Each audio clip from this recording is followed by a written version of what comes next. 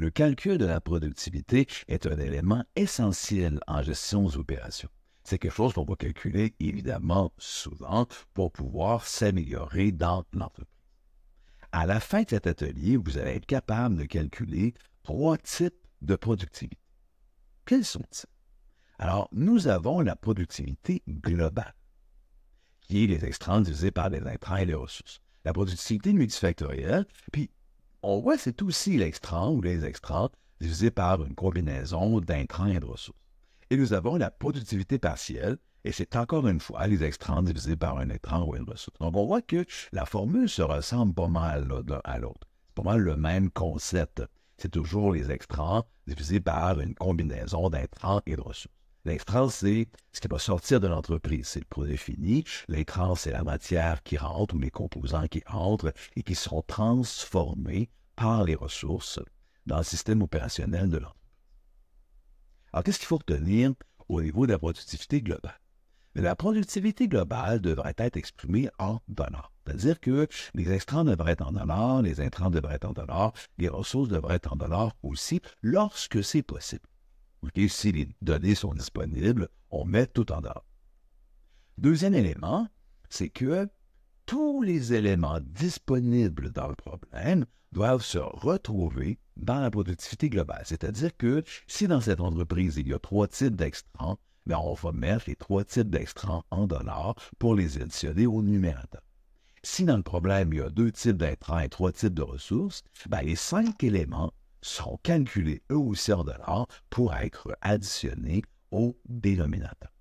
Donc, la productivité globale, tous les éléments du problème doivent se retrouver dans son calcul. La productivité multifactorielle est différente. On voit que c'est les extrants, mais divisé par une combinaison d'au moins 2 intrants. Une combinaison d'au moins 2 intrants, ça veut dire, ou 2 ressources. Ça veut dire qu'il peut y avoir 2 intrants. Il peut y avoir 2 intrants et une ressource. Il peut y avoir un intrant et une ressource. Il peut y avoir un intrant, 2 ressources, etc. Donc, tant que c'est une combinaison d'intrants ou ressources, ça fonctionne pour le multifactoriel. Contrairement à la productivité globale, l'extrant dans le multifactoriel peut être calculé avec une variété d'unités. Ça veut dire que l'extrant pourrait être en dollars, comme dans la productivité globale, ou pourrait être exprimé en kilogrammes ou en litres par jour, tout dépendant du contexte. Ensuite, les intrants et les ressources, comme il y a une combinaison, doivent être exprimés dans la même unité de mesure. Le type d'unité de mesure n'est pas important, mais il faut que ce soit le même. Par exemple, si on met les intrants en dollars, bien ici on additionne aux ressources, il faut que les ressources soient aussi en dollars. Si les intrants, c'est des mètres par jour, et qu'on les additionne à d'autres intrants, bien, les autres intrants doivent aussi être exprimés en mètres par jour. Donc, c'est un élément qui est important parce qu'on doit additionner des choses qui sont additionnables, donc qui sont identiques au niveau de leurs unités. Et comme on a dit, le dénominateur de la productivité multifactorielle, il devra en avoir au moins 2 qui s'additionnent. C'est pour ça qu'on dit ici, le dénominateur doit avoir entre 2 et x éléments. Il peut en avoir une quantité grande, mais ça doit être au moins D. Ce qu'on observe d'intéressant ici, c'est que on voit que la productivité globale, comme on a une combinaison d'intrants de ressources, mais cette productivité globale, c'est nécessairement une productivité multifactorielle. Donc, c'est une sorte de productivité multifactorielle. Dans un exercice ou un problème, il peut y avoir plusieurs façons de calculer la productivité multifactorielle, tout dépendant de la combinaison d'intrants et de ressources que nous avons fait ou que nous voulons dans notre calcul. La dernière productivité, c'est la productivité dite partielle.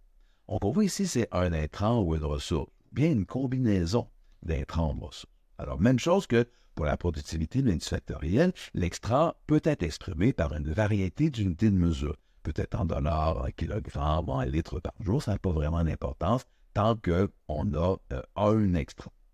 Ensuite, les intrants, s'ils s'additionnent, si on a 2 intrants différents ou un intrant et une ressource, doivent être exprimés évidemment sur le même unité de mesure parce que c'est la seule façon d'exprimer logiquement un calcul d'addition.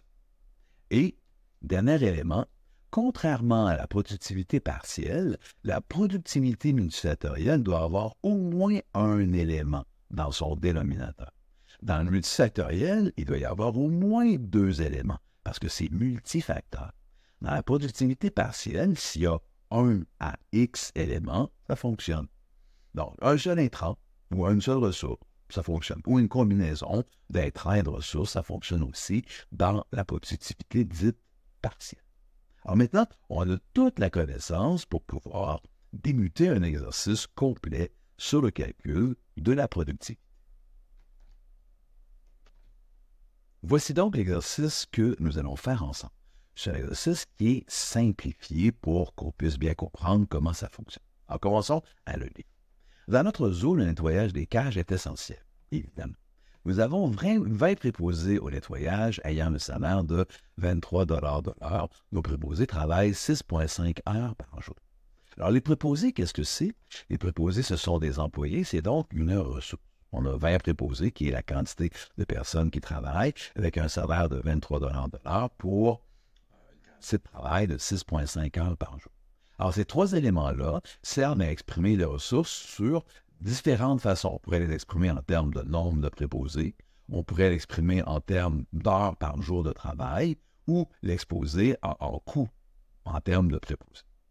Ensuite, on dit une quantité de cages doit être nettoyée à chaque jour. C'est 50 cages par jour qui doivent être nettoyées. Le nombre de cages nettoyées, c'est donc l'extrant.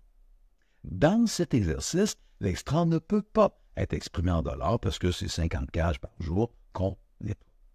Ensuite, on dit chaque nettoyage de cage utilise une valeur de 6,5 $, donc 6,50 $ de produit nettoyant de tout ça. Ce produit nettoyant, c'est l'intrant qui sert à nettoyer la cage. Alors, ça coûte 6,50 $ de produits nettoyants par cage. C'est ce qui se passe habituellement. Cette semaine, donc la présente semaine, le coût des produits de nettoyage a augmenté de 5 %, de 8 %. Alors ici, les produits nettoyants subissent l'inflation eux aussi et ils ont obtenu une augmentation de 8 % au niveau de leur coût. Et malheureusement, il y a un employé qui est malade. On a perdu un employé cette semaine. On passait de 20 à 19 employés. Mais par contre, grâce au professionnalisme de nos employés, nous avons tout de même réussi à nettoyer les 50 cages à chaque jour. Alors, c'est les données que nous avons pour calculer différents types de productivité. La question 1 nous dit « Calculer la productivité globale de la présente semaine ». Donc, on a 50 cages à calculer et nos cages sont donc les extrants de notre processus. Et dans ce cas-là, ils ne s'expriment pas en dollars, on peut seulement les exprimer en termes de cages. La réponse va donc donner une quantité de cages qui vont être nettoyées. Les intrants. Les intrants, qu'est-ce que c'est? Les intrants, c'est les produits de nettoyage. On a 50 cages à nettoyer et chacune des cages en termes de produits de nettoyage coûte 6,50 $. Ça va donc coûter 325 $ en produits de nettoyage pour une journée. Nos intrants et nos ressources vont donc être exprimés en dollars par jour. Okay? Ici, c'était des cages par jour. Nos ressources. Nos ressources, ce sont nos employés. On en a combien? On en a 20. Chaque employé, pour une journée, travaille 6,5 heures parce qu'on veut que la ressource soit exprimée en dollars par jour au même titre que l'intrant est exprimé en dollars par jour. Et ça coûte 23 $ de l'heure par 23 $ de l'heure, tout simplement. Ce qui a donc un coût de 2 990 $ en termes de ressources. Notre ratio de productivité est à 50, puis divisé par parenthèse 325 plus 2990 parenthèse, ce qui donne un ratio de 0,0151. Évidemment, ici, on a demandé à Excel de mettre 4 chiffres significatifs après la décimale. Qu'est-ce que veut dire ce chiffre? Il ne veut pas dire grand-chose parce que est-ce que c'est un bon ratio? Est-ce que c'est un mauvais ratio? On ne sait pas trop. Il faudrait le comparer à d'autres ratios semblables dans l'industrie du nettoyage de cages pour les animaux dans un zoo. On a une deuxième question ici qui va nous permettre de faire une comparaison. La deuxième question nous dit calculer la productivité globale de la semaine présente. Alors, qu'est-ce qui se passe cette semaine? Ben, on a toujours calculé, nettoyé 50 cages. Alors, ben, la productivité n'a pas changé. Si on nettoie 50 cages comme la semaine passée, la productivité devrait être pareille. Ben non, la productivité change. Pourquoi? Parce que la productivité, ce n'est pas la production. Comme la semaine passée, cette semaine, on a fait 50 cages, mais nos intrants ne nous coûtent pas du tout la même chose. Nos intrants nous coûtent combien? Bon, on a toujours fabriqué 50 cages, mais là, les intrants nous coûtent 6,50 plus 8 de 6,50. Les intrants coûtent donc plus cher. 6,50 plus 6,50 fois 8. Alors, voici ce que le nettoyage de la cage va nous coûter en termes de produits nettoyés. Ça nous coûte 351. On l'a calculé à partir de 6,50. Bon, on aurait très bien pu le calculer à partir de 325. 325 fois 8 divisé par 100, ça donne 26. Et 26 plus 325, ben ça donne 351, la réponse que nous venons d'obtenir. On a donc calculé de deux façons différentes les intrants de la semaine présente. On est arrivé à la même réponse. On peut donc penser que la réponse est bien fiable. Au niveau des ressources, on avait 20 employés au départ. Il y en a un qui a été malade cette semaine. On est donc rendu à 19 employés. Ces 19 employés vont toujours travailler 6 heures et 50 par jour et vont toujours faire 23 $ de l'heure. Le coût en termes de ressources est donc passé de 2 990 à 2 841. Évidemment, la réponse au niveau du numérateur, c'est toujours exprimé en cash par jour, et au niveau du dénominateur, c'est toujours en dollars par jour. Ça donne quoi au niveau de la productivité? Bon, on a 50 divisé par parenthèse 351 plus 2841, ce qui nous donne un ratio de productivité de 0,157. Ah, il est plus grand. Ça a coûté plus cher en termes d'intrants, mais moins cher en termes de ressources pour nettoyer toujours 50 cages. Le ratio est donc passé de 0,151 à 0,157. On a eu une augmentation de notre ratio de productivité. La question numéro 3, c'est les intrants de la présente semaine. Ben, les intrants de la présente semaine, on a déjà calculé dans notre calcul tantôt. On a dit que les intrants de la présente semaine étaient à 50 fois 6,50. Puis on pourrait l'exprimer d'une autre façon, 6,50 fois 1,08.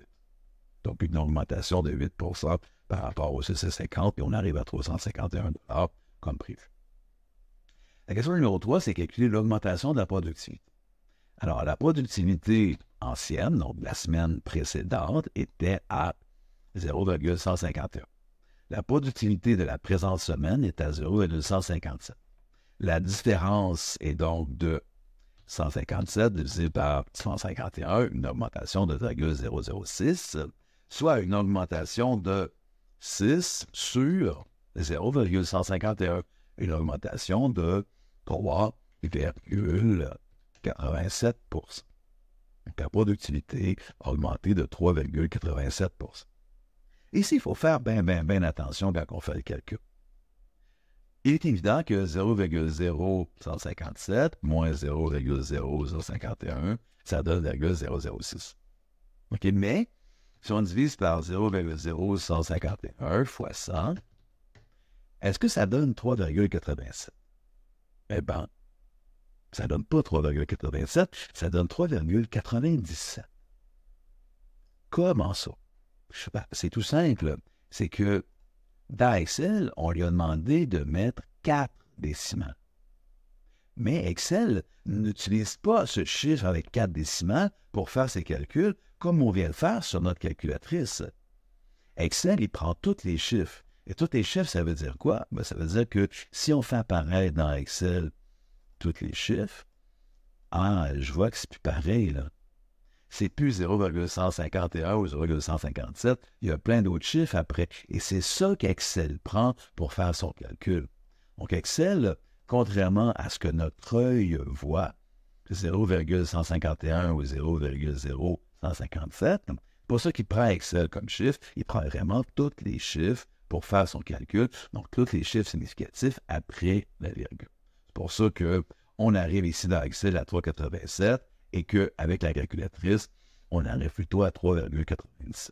Il faut toujours prendre tous les chiffres pour faire nos calculs. Il faut toujours faire attention à ce qu'Excel nous montre. Parce que ce qu'Excel nous montre ici, c'est pas ce qu'il a pris pour faire ses calculs. Ben, intéressant là, comme constat. Question numéro 4. Question numéro 4, on demande de calculer une productivité partielle. Alors, la productivité partielle peut être exprimée de différentes façons. On l'a vu tantôt dans la présentation, il peut y avoir plusieurs façons de calculer la productivité partielle. Alors, dans une question de productivité partielle, il sera toujours spécifié qu'est-ce qu'on veut exactement. La question 4, ça dit « Calculer la productivité partielle de la semaine précédente en nombre de cages nettoyées par le nombre d'employés. » Le nombre de cages nettoyées, c'est 50, et le nombre d'employés, c'est 20. Il y avait 20 employés la semaine passée. Alors, les unités, c'est des cages de jour, et le dénominateur, c'est des employés. Des employés jour. Alors, j'ai nettoyé 50 cages par jour, divisé par 20 employés par jour. Ça me fait donc un ratio de 2,5. C'est mon ratio de productivité partielle exprimé en nombre de cages nettoyées par le nombre d'employés. Pour démontrer qu'il peut y avoir plusieurs types de productivité partielle qui se calculent, alors on va à la question numéro 5.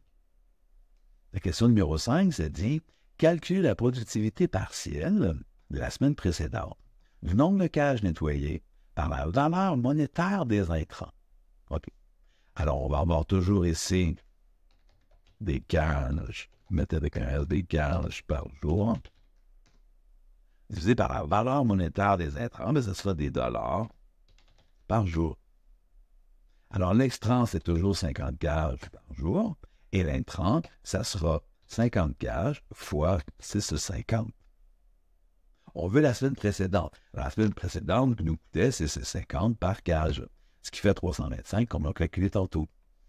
Et 50 divisé par 325, ça fait 0,1538. Ce qui donne un ratio différent du précédent. Le précédent donnait 2,5, mais ce n'est pas exprimé avec le même type d'unité. Alors, la question 6, c'est pareil. La question 6, on calcule un troisième type de productivité partielle. On calcule la productivité partielle de la semaine actuelle en nombre de cages nettoyées par la valeur monétaire des intrants. OK? Le nombre de cages nettoyées, c'est toujours 50. Et c'est toujours 50 cages par jour. La valeur monétaire des intrants, c'est toujours des dollars par jour. Et ça vaut combien? Là, on a toujours fait 50 cages cette semaine-ci, par jour. Mais la valeur monétaire des intrants a augmenté. On a vu tantôt que c'était 6,50 fois 1,08, ce qui nous donne 351, comme on l'a calculé précédemment. Le ratio est donc à 50 divisé par 351, ce qui donne un ratio de 0,1425. On voit que, tout dépendant de ce qu'on veut calculer, la productivité partielle va donner une réponse différente. Si on avait calculé dans cet exercice la productivité multifactorielle, on aurait pu avoir des réponses différentes, tout dépendant des calculs qu'on va mettre en jeu dans notre exercice. Je pense que nous avons bien atteint l'objectif de notre atelier, qui était de calculer et de comprendre 3 types de productivité.